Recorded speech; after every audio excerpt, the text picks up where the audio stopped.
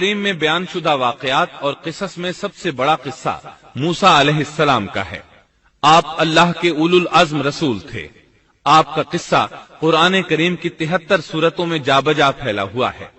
73 سورتوں میں پھیلے ہوئے قصے کو یکجا کرنا آسان کام نہیں۔ ایسے واقعات کی جزیات کو قرآن و حدیث کی چھلنی میں سے گزارنا انتہائی ضروری ہے۔ تو آئیے سنتے ہیں قصہ سیدنا موسیٰ علیہ السلام کا۔ اللہ تعالی سورۃ القصص آیت 1 تا 3 میں فرماتے ہیں، شروع اللہ کے نام سے جو بڑا مہربان نہایت رحم والا ہے۔ تا سین میم، یہ روشن کتاب کی آیات ہیں۔ ہم آپ کے سامنے موسیٰ اور فرعون کا صحیح واقعہ بیان فرماتے ہیں ان لوگوں کے لیے جو ایمان رکھتے ہیں۔ ان آیات میں اہل ایمان کے لیے نصیحت اور یاد دہانی ہے، جبکہ انہی آیات میں فاسق، نافرمان اور کجراؤ لوگوں کے لیے ڈراوا اور وعید ہے۔ فرعون یعنی ولید بن مصعب بہت جابر اور ظالم شخص تھا۔ ظلم و جبر کی ان آخری حدوں کو پہنچ گیا تھا جن تک شاید انسانوں میں سے کوئی بھی نہ پہنچا ہوگا، یہاں تک کہ اس نے رب ہونے کا دعویٰ کر دیا۔ وہ اللہ تعالیٰ کا انکار کرتے ہوئے کہا کرتا تھا۔ فرعون کہنے لگا، اے درباریوں، میں تو اپنے سوا کسی کو تمہارا معبود نہیں جانتا۔ کہنے لگا، تم سب کا رب میں ہی ہوں۔ اس نے الوہیت اور ربوبیت دونوں میں اللہ تعالی سے جھگڑا کیا۔ یقیناً فرعون نے زمین میں سرکشی کر رکھی تھی اور وہاں کے لوگوں کو گروہ گروہ بنا رکھا تھا اور ان کے ایک فرقے کو کمزور کر رکھا تھا اور ان کے لڑکوں کو تو ذبح کر ڈالتا تھا اور ان کی لڑکیوں کو زندہ چھوڑ دیتا تھا۔ بلا شک و شبہ وہ تھا ہی فساد کرنے والوں میں سے۔ اس نے لوگوں کے گروہ اور جماعتیں بنا رکھی تھیں۔ فرعون کے زمانے میں بنی اسرائیل سب سے حقیر اور کم درجہ قوم تھی۔ فرعون نے انہیں حد درجے ذلیل اور بے عزت بنا رکھا تھا۔ سبھی کو معاشرے میں نچلے طبقے میں شمار کیا جاتا تھا، جبکہ مصر میں یہی لوگ شاہانہ زندگی گزارا کرتے تھے۔ فرعون نے اعلان کرا رکھا تھا کہ بنی اسرائیل سب کے سب غلام ہیں۔ وہ ان سے زر خرید غلاموں کی طرح مزدوری لیا کرتا تھا۔ ان کی عورتوں سے لونڈیوں باندیوں جیسا برتاؤ کیا جاتا تھا۔ وہ جو چاہتا تھا ان سے کرتا تھا۔ اس نے یہ حکم اپنی رعایا میں عام دے رکھا تھا۔ مصر کے باشندے اعلیٰ درجے کے لوگ سمجھے جاتے تھے، وہ قبطی کہلاتے تھے۔ فرعون نے بنی اسرائیل کو غلام اور محکوم بنا رکھا تھا اور اس نے ان میں سے ایک فرقے کو کمزور کر رکھا تھا۔ بنی اسرائیل اس ذلت سے نجات پانے کا انتظار کر رہے تھے، اور اس کی وجہ یہ تھی کہ انہیں ایک بشارت ملی ہوئی تھی۔ اس کے مطابق ان کا نظریہ تھا کہ فرعون کے گھر سے ایک بچہ نکلے گا جو انہیں نجات دلائے گا، اور یہ بھی بیان کیا جاتا ہے کہ یہ بشارت انہیں اس طرح ملی تھی کہ خود فرعون نے خواب دیکھا تھا کہ بیت المقدس سے آگ نکل کر مصر کی جانب بڑھتی چلی آ رہی ہے۔ وہ آگ مصر میں موجود تمام لوگوں کو جلائے ڈالتی ہے، مگر اس آگ سے بنی اسرائیل کے گھر محفوظ رہتے ہیں۔ فرعون نے اس خواب کی تعبیر کاہنوں سے پوچھی۔ وہ کاہن اس کے نزدیک عالم تھے۔ انہوں نے خواب کی تعبیر یہ بتائی کہ بنی اسرائیل میں ایک بچہ ایسا پیدا ہونے والا ہے جس کی وجہ سے مصریوں کی ہلاکت ہوگی۔ یہ تعبیر سن کر فرعون ڈر گیا۔ تب اس نے ایک خوفناک حکم جاری کیا، بنی اسرائیل میں جو بچہ پیدا ہو اسے قتل کر دیا جائے۔ اللہ کی قدرت دیکھیے کہ ہارون علیہ السلام اس سے پہلے پیدا ہو چکے تھے اور موسیٰ علیہ السلام کی والدہ امید سے تھی۔ فرعون نے اپنا حکم یوں جاری کیا تھا کہ اگر ان کے ہاں بیٹے پیدا ہوں تو انہیں قتل کر دو، بیٹیاں پیدا ہوں تو انہیں زندہ چھوڑ دیا جائے۔ چنانچہ ایسا ہی کیا جانے لگا۔ ہر نو مولود بچے کو قتل کیا جانے لگا، بچیوں کو چھوڑ دیا جاتا۔ یہ تھا بچوں کو ذبح کرنے کا حکم جو بنی اسرائیل میں شروع ہوا۔ اس کا طریقہ انہوں نے یہ اختیار کیا کہ ہر حاملہ خاتون کی نگرانی شروع کر دی۔ دایا عورتوں کے ذمے یہ ڈیوٹی لگائی کہ حاملہ مستورات کی اطلاع دیں گی، اور جو دایا اطلاع نہ دیتی اسے بھی قتل کر دیا جاتا۔ اس طرح فرعون اور اس کے وزیروں کو ہر نو مولود سے باخبر رکھا جاتا تھا۔ ان دنوں سیدنا موسیٰ علیہ السلام کی والدہ اپنے حمل کے ابتدائی دنوں میں تھیں۔ انہوں نے اس بات کو چھپائے رکھا اور دایا کا کام کرنے والی عورتوں سے بھی خود کو چھپائے رکھا، یہاں تک کہ درد ذہ کا وقت آ پہنچا اور انہوں نے بچے کو جنم دیا۔ इस बारे में सिवाय करीबी लोगों के कोई नहीं जानता था। बच्चे की पैदाइश के बाद वो फिक्रमंद रहने लगी। हमल के दिनों में तो उन्होंने खुद को छुपा लिया था, अब बच्चे को कैसे छुपाएं? फिर भी अपनी पूरी कोशिश करती रहीं, यहां तक कि उनके पास अल्लाह का हुक्म आ गया। ये हुक्म अल्लाह ने उनके दिल में डाला था, यानी इल्का किया गया था। ये वो वही नहीं थी जो पैगंबरों पर आती है। और हमने मूसा की माँ को वही की कि इसे दूध पिलाती रह, और जब तुझे इसकी निस्बत कोई खौफ मालूम हो तो इसे दरिया में बहा देना, और कोई डर खौफ या रंज गम न करना।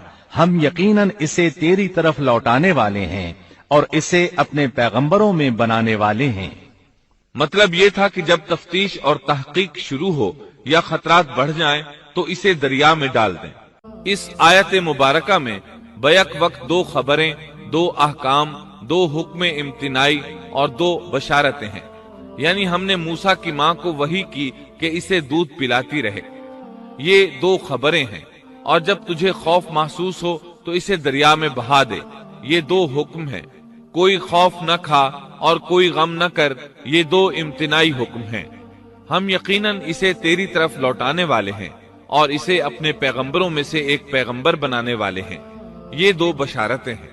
और फिर वाकई तलाश शुरू हो गई। बनी इसराइल पर सख्ती की गई। मूसा अलैहिस्सलाम की माँ ने अल्लाह के हुक्म के मुताबिक बच्चे को संदूक में रखा और दरिया में छोड़ दिया। साथ ही मूसा अलैहिस्सलाम की बहन से कहा, तू भी इसके पीछे पीछे चलती जा। चुनाचे वो दरियाए नील की मौजों में चले और उनकी बहन किनारे किनारे चली, अपने भाई की निगरानी करती जा रही है कि दरिया में डालने के बाद क्या बनता है। अल्लाह ताला सूरतुल कसस आयत 11 में फरमाते हैं, मूसा की वालिदा ने उनकी बहन से कहा, तू इसके पीछे पीछे जा। तो वो उसे दूर ही दूर से देखती रही और फिरौनियों को इसका इल्म भी न हुआ। संदूक बहता हुआ फिरौन के महल्लात के करीब आन ठहरा। महल्लात दरियाए नील के किनारे थे। अल्लाह ताला सूरतुल कसस में फरमाते हैं, आखिर फिरौन के आदमियों ने संदूक उठा लिया। आखिरकार यही बच्चा उनका दुश्मन हुआ और उनके रंज का बायस बना। अब वो इसकी भलाई चाह रहे हैं, लेकिन वही फिरौनियों के लिए वबाल जान बनने वाला था। अल्लाह सूरतुल कसस आयत 8 में फरमाते हैं, कुछ शक नहीं कि फिरौन और हामान और उनके लश्कर थे ही खताकार। फिरौन की बीवी ने फौरन पहचान लिया कि ये बच्चा बनी इसराइल में से है। चुनाचे उसने कहा, और फिरौन की बीवी ने कहा, ये तो मेरी और तेरी आंखों की ठंडक है, इसे कत्ल न करो। बहुत मुमकिन है ये हमें कोई फायदा पहुंचाए या हम इसे अपना बेटा ही बना लें। और ये लोग शऊर ही नहीं रखते थे। मतलब ये कि इस पूरे मामले में अल्लाह ताला की तदबीर से उन्हें आगाही नहीं थी। इस पर फिरौन ने कहा, ये सिर्फ तेरी आंखों की ठंडक है, मेरी नहीं। मैं नहीं चाहता बनी इसराइल का कोई बच्चा मेरी निगरानी में पले, लिहाजा ये सिर्फ तेरी ही आंखों की ठंडक है। इब्ने अब्बास रजी अल्लाह अन्हुमा फरमाते हैं, अगर फिरौन ये बात कह देता कि ये मेरी भी आंखों की ठंडक है तो अल्लाह ताला उसे हिदायत दे देता, लेकिन उसने यूं कहा, ये सिर्फ तेरी आंखों की ठंडक है, मेरी नहीं। और फिर हुआ भी यही। मूसा अलैहिस्सलाम आसिया की आंखों की ठंडक बन गए, फिरौन की आंखों की ठंडक न बने।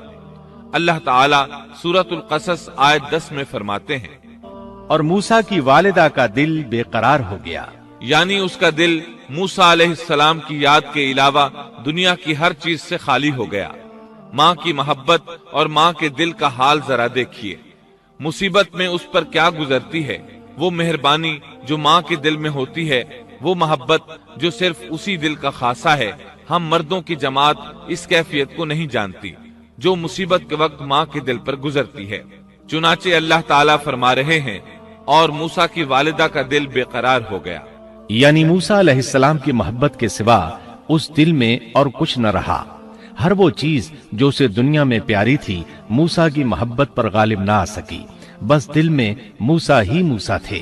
अल्लाह ताला सूरतुल कसस आयत 10 में फरमाते हैं, करीब थी कि इस वाक़े को बिल्कुल जाहिर कर देती अगर हम उनके दिल को ढारस न दे देते। ये इसलिए कि वो यकीन करने वालों में रहे। अब देखिए अल्लाह ताला के काम।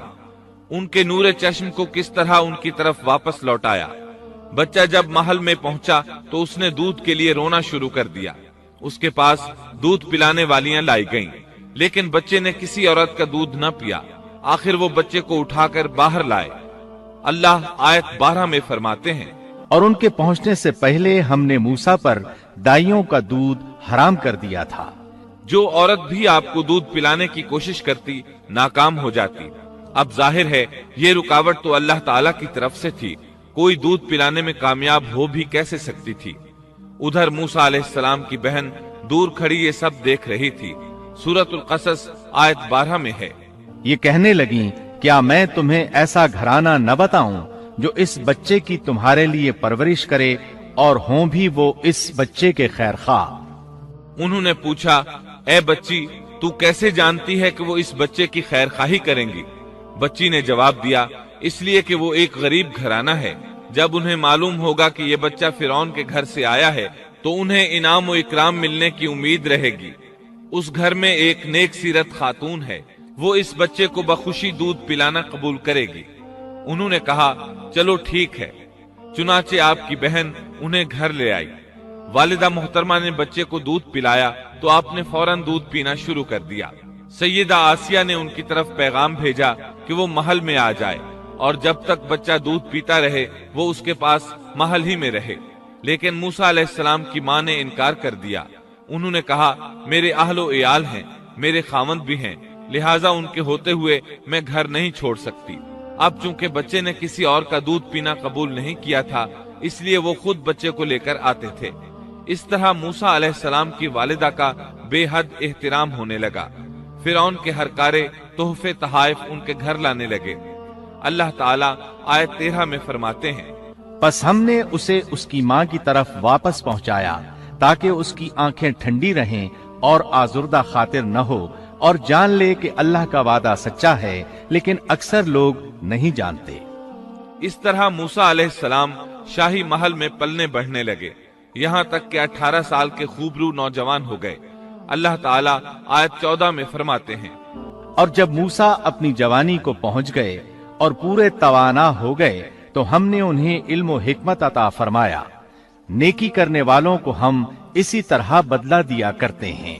سبيل الدموع سبيل مريح تنهد يا صاحي كي تستريح وغص الدعاء الخفي الصريح يسعى